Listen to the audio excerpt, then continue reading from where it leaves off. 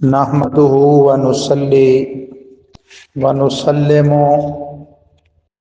على خاتم الانبیاء والمرسلین وعلى آلہ وصحبہ واہل بیتہ اجمعین، اما بعد فاعوذ باللہ من الشیطان الرجیم، بسم اللہ الرحمن الرحیم۔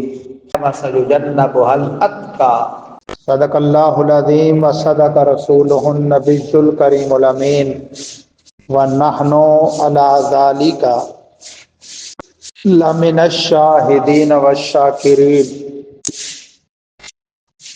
والحمد للہ رب العالمین۔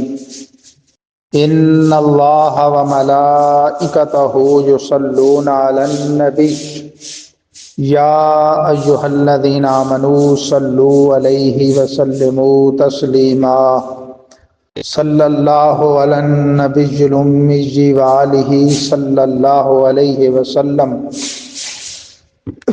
صلاۃ و سلاما علیک یا رسول اللہ وعلی آلک واصحابک یا حبیب اللہ، الصلاۃ والسلام علیک یا خاتم النبیین وعلی آلک واصحابک یا حبیب رب العالمین۔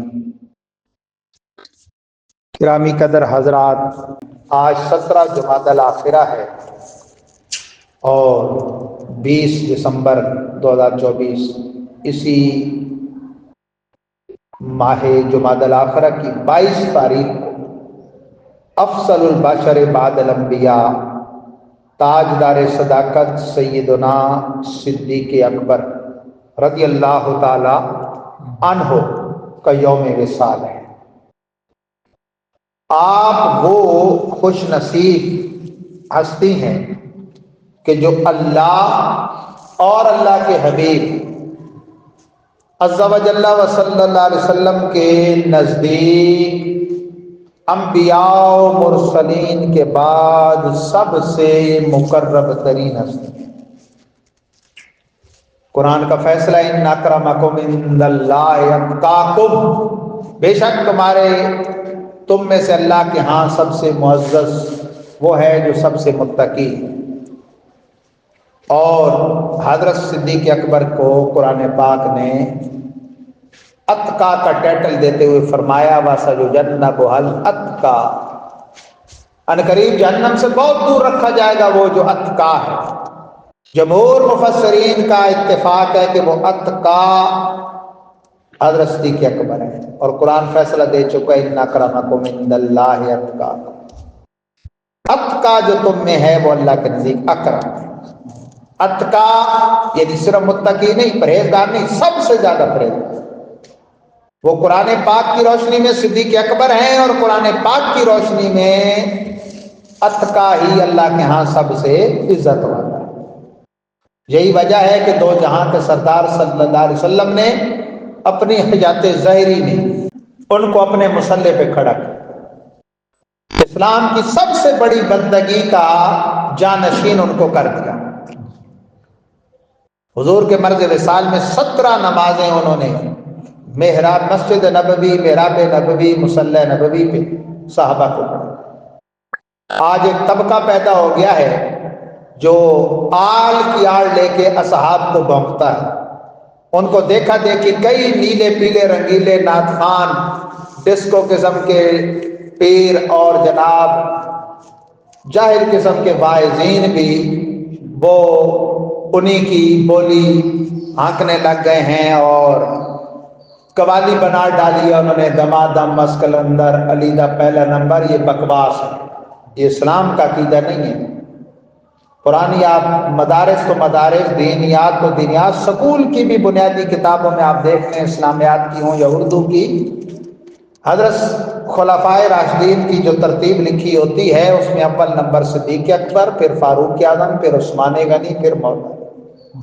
یہ نہیں کہ جو خلافت کی ترتیب ہے وہ فضیلت کی، جو ان کی اللہ کے ہاں مرتبے کی ترتیب تھی اس پر ان کو خلافت ملی، اور جن کو سامنے رکھ کے یہ کہا جاتا ہے نا ان کا فتویٰ سن لیتے۔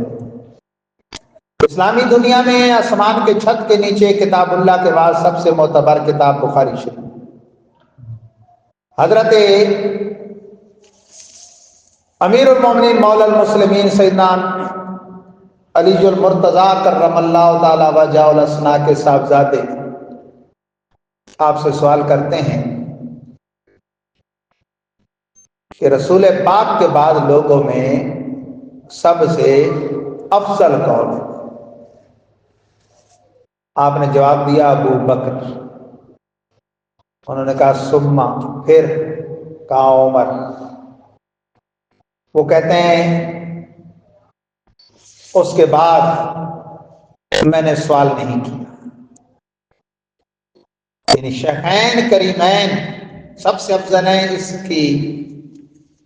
اس کا اقرار حضرت مولا علی کو بھی ہے اور بخاری شریف میں ان کا یہ فتویٰ موجود ہے. جب آپ کا اپنا دور خلافت آیا،